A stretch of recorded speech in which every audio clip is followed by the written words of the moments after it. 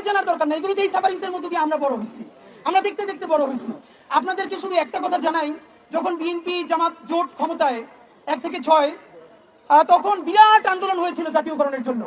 সাইফুর রহমান খান আল্লাহ ওনাকে জান্নাতুল ফিরদাউস নসিব করুন, উনি অর্থ এবং পরিকল্পনা মন্ত্রী ছিল। তুমুল চাপ সত্ত্বেও তিনি বললেন যে এইটা কোনোভাবেই সম্ভব না, তাহলে নাকি এটা রাজকোষ খালি হয়ে যাবে। এরপর সবাই আসলো। আমি একটা কথা বলি, এই যে কয়েক মাস আগে আপনারা সচিবালয়ের সামনে আন্দোলন করলেন, আমরা সবাই সেটার সাথে ছিলাম, আমাদের তরফ থেকে যত ইনপুট দেওয়া দরকার ছিল আমরা দিয়েছি। মানে আমার একটা কথা আমি আজকে আপনাদের মাধ্যমে বলতে চাই, এই সরকার একটা পারলে উদ্যোগ নিক বা সামনে যারা ক্ষমতা আসবে, শিক্ষকদের কোনো বেতন দেওয়া দরকার নাই। আপনারা তাদেরকে নিজের হাতে তার বাসা ভাড়া দিবেন, বাজার করে দিবেন, আর বাচ্চাদেরকে স্কুলের ফি দিয়ে দিবেন, তাদের হাতে কোনো বেতন দেওয়া লাগবে না। দেখেন শিক্ষকদের ক্রাইসিসটা কি। একজন শিক্ষক, একটা মাধ্যমিক স্কুলের যিনি এমপিওভুক্ত বেসরকারি শিক্ষক, অনেকেই বাংলাদেশে জানে না, আমরা যে সমালোচনা করি, আমার বোনও শিক্ষক, তো আমরা মজা করে অনেক সময় বলি যে তোরা ঠিক মতো ক্লাস নাও না, তোদের তো বেতনই দেওয়া উচিত না, খালি বন্ধ। তখন সে বলে যে বাংলাদেশের মাধ্যমিক শিক্ষকরা যেই কয় টাকা বেতন পায়, এরা যে ভাড়া দিয়ে স্কুলে বা কলেজে যায় আর আসে, এই জন্যই সরকারের সারাদিন প্রশংসা করা উচিত। আমরা সারাদিন বলি কি যে তারা প্রাইভেট পড়ায়, ভাই ভিকারুন্নেসার শিক্ষক, আইডিয়াল, নটরডেমের শিক্ষক মানে সারা বাংলাদেশের শিক্ষকরা না। এই যে আমরা দেখি 10টায় ক্লাস, তার আগে সকাল 7টা থেকে একজন টিচার 10টা পর্যন্ত টিউশন করান, আবার বিকাল থেকে রাত্রির পর্যন্ত টিউশন করান। এইখানে সচিবালয় বসে প্রতিদিন আমরা নতুন নতুন মিটিং করি, কোন টিউশন শিক্ষকরা করতে পারবেন না। ভাই এই 10 জন 20 জন কইরা পড়ায়, এক একজন দেয় 200 টাকা কইরা, তাও আবার 5-6 মাসের বেতন বাকি। তো আপনি যেই বেতন দিয়ে দেখেন একজন শিক্ষক, তার ন্যূনতম যদি একটা 2 রুমের বাসায় একটা মফস্বল শহরে থাকে, আমারে বলেন 2 রুমের একটা বাসা 10,000 টাকার নিচে ভাড়া বাংলাদেশের কোথায় আছে? 2-3 রুমের বাসা আসেন। তার যদি 2টা বাচ্চা থাকে, সে যেহেতু শিক্ষক মানুষ, তার বাচ্চাটারে তো সে ন্যূনতম একটু ভালো জায়গায় পড়াইতে চায়, সে এইটা পড়াইতে গিয়া তারপরে বাসায় বাজার কি করে, তার কোনো অবস্থা থাকে না। কোন শিক্ষককে আমি গ্যারান্টি দিয়ে বলি, বাংলাদেশের যে দোকানদার ভাইরা আছে, মুদির দোকান, তারা শিক্ষকদেরকে মর্যাদা দেয় না। কারণ দেখে পুরো মাস সে বাকিতে খায়, বেতন পাওয়ার পর অর্ধেক টাকা দেওয়ার আগে আবার তার বাকির খাতা শুরু হয়ে যায়। যারা অঙ্ক পড়ায়, ইংলিশ পড়ায় অথবা সায়েন্সের সাবজেক্ট পড়ায়, তারা 5-10টা টিউশন দিয়ে কোনো মতে চলে। এর বাইরে যে হাজার হাজার লক্ষ লক্ষ শিক্ষক যারা ম্যাথ পড়ায় না, ইংলিশ পড়ায় না, সায়েন্স পড়ায় না, তারা কি মাটি খেয়ে বাঁচবে আমারে বলেন? এবং শিক্ষকদের সামাজিক মর্যাদা এমন, এখন শিক্ষকদের সাথে কোনো বাবা মা বাচ্চাদেরকে মেয়েদেরকে বিয়ে দিতে চায় না। কারণ কোন শিক্ষক জামাই ঠিক মতো শ্বশুর বাড়িতেও বাজার করতে পারে না, আত্মীয়তা সম্পর্ক রক্ষা করতে পারে না, বাবা মা গিয়ে তার বাসায় 5 দিন থাকবে, ভালো খাওয়াইতে পারে না, সারাদিন মনটা যার ছোট কইলে থাকে। দোকানদার টাকা পায়, আত্মীয় স্বজনের মায়ের চিকিৎসায় টাকা দিতে পারে না, সেই স্কুলে গিয়ে কোন ছাতাটা পড়াবে আমার বলে? বাংলাদেশের কোন সরকার মন্ত্রীদের নামে 10 কোটি 12 কোটি টাকায় যখন গাড়ি কেনে, আপনি ভাবেন বাংলাদেশের মতো একটা দেশ, এইখানে মন্ত্রীদের নামে কোটি টাকার গাড়ি লাগবে কোন কারণে আমার বলেন? যার এত দামি গাড়ি ছাড়া চলবে না, তারা তো মন্ত্রী হওয়ার জন্য কেউ হাতে পায়ে ধরে নাই। আপনি ব্যবসা করেন, যেরকম অনেকে টাকা পাচার করতো সেইটাই করেন। মন্ত্রীদের নামে ইতিমধ্যে এই সরকারও দেখেন নতুন 30টা গাড়ি কেনার সিদ্ধান্ত নিছে। সচিবদের নামে কোটি কোটি টাকা শুধু গাড়ি না, তাদের যে ফ্ল্যাট, অতিরিক্ত সচিব সচিবদের এমন আলিশান ফ্ল্যাট তো আপনারা দেখেন নাই। সচিবরা অসুস্থ হয়ে যায় কেন? কারণ চাকরির পরে এই ফ্ল্যাট ছাই দেশে কোথায় যাবে চিন্তাই করতে পারে না। সবার নামে, সচিবদের, অতিরিক্ত সচিবদের নামে এক একটা মিনি জান্নাত বানাই রাখা হয়েছে। সামরিক বাহিনীর কর্মকর্তারা চাকরিতে তো প্রিভিলেজ থাকেনি, তারপরে অবসরে যাওয়ার পর ডিওএইচএসে তাদের নামে বাড়ি আছে, তাদের নামে ফ্ল্যাট আছে। একবার যদি পিস কমিশনে যাইতে পারেন তারা, শান্তিরক্ষী জাতিসংঘে, তারা ভালো একটা টাকা ব্যাংকে জমাইতে পারেন। আর্মিদের ডিওএইচএসে ফ্ল্যাট দেওয়ার সময় রাজকোষে টাকা নাই, কেউ জিজ্ঞেস করে না। সচিবদের নামে কোটি কোটি টাকার গাড়ি বাড়ি সুযোগ দেওয়ার সময় রাজকোষে টাকার অভাব হয় না। মন্ত্রীদেরকে শুধু এইটাই না, ট্যাক্স ফ্রি কোটি কোটি টাকার গাড়ি মন্ত্রীরা আনতে পারবে, এমপিরা আনতে পারবে, এই জন্য রাজকোষ ফাঁকা হয়ে যায় না।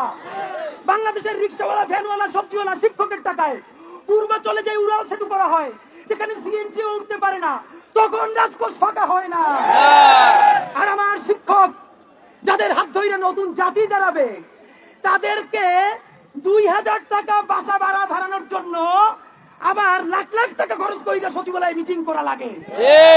তাদেরকে বেতন কতটুকু বাড়ানো দরকার, এইটার জন্য পারলে সচিবালয় থেকে বিদেশে 1 কোটি টাকা খরচ করে সফর দিয়ে আসা লাগে। সরকার আপনার বিনীত অনুরোধ জানাই, আবার সকল রাজনৈতিক দলগুলো করতেছে আর একটা রাজনীতি। সরকার যদি জাতীয়করণের উদ্যোগ নেয়, বলে না এই যে আপনারা কইলেন না, এই যে আমরা এসে করবো, তাই যে আমাদের নাম হবে। এর আগে বিএনপি, তারপরে আওয়ামী লীগ, মানে শিক্ষকদের নিয়ে রাজনীতি ঠিক মতো আছে, শিক্ষকদের তকদিরে আর কোনো পরিবর্তন নাই।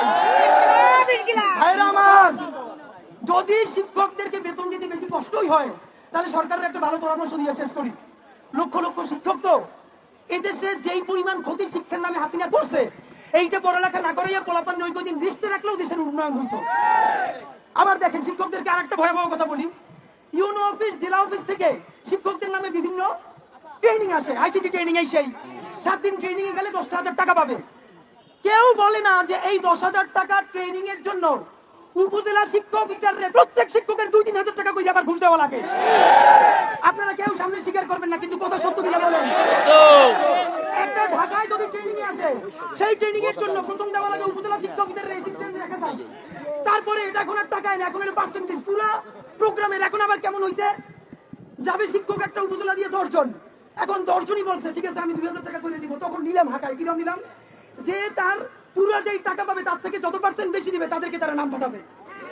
এই কইরা এখন আফসোসটা বলি, সচিবদের এই নিয়ে কোনো দুঃখ নাই, সামরিক বাহিনীর নাই, রাজনীতিবিদদের নাই। কারণ বাংলাদেশের আমলারা, বাংলাদেশের সুশীল সমাজ, অন্যান্য সবাই কারো সন্তান ইউনিয়নে, উপজেলায়, জেলার বেসরকারি শিক্ষা প্রতিষ্ঠানে পড়ে না। এই শিক্ষকের ভ্যাট ট্যাক্সের টাকায় তার বাচ্চা পড়ে ইংলিশ মিডিয়ামে অথবা প্রাইভেট বিশ্ববিদ্যালয়ে। আর একটু বড় হইলে তারা আমেরিকা, কানাডা, অস্ট্রেলিয়া, মালয়েশিয়া পাঠিয়ে দেয়।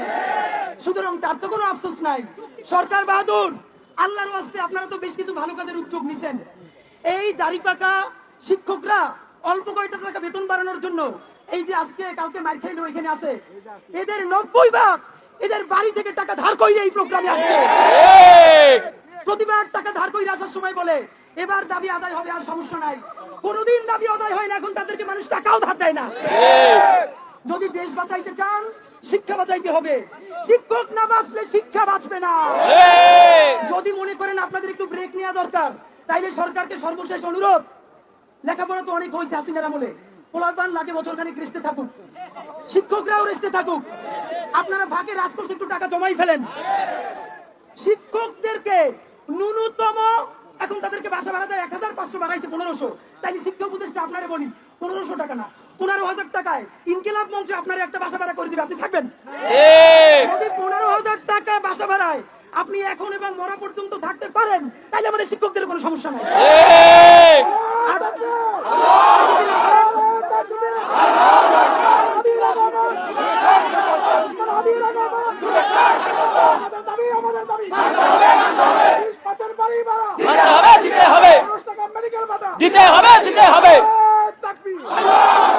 দেখেন কি লজ্জাজনক স্লোগান না? 12,000 টাকা যার বেতন, তার 20% কয় টাকা? এই কয় টাকা বাড়ি বেরার জন্য স্লোগান দেওয়া লাগে। 2500 টাকা। 15,000 টাকা যার বেতন, সে 15% টাকা চায় ওষুধের জন্য। এইটা আবার দেশে স্লোগান দিয়ে আদায় করা লাগে। মানে এর থেকে লজ্জা আমরা আপনাদেরকে বলি, সামনের নির্বাচনের আগেই আপনাদের ন্যূনতম ন্যায্য অধিকার আপনাদেরকে আদায় করে নিতে হবে।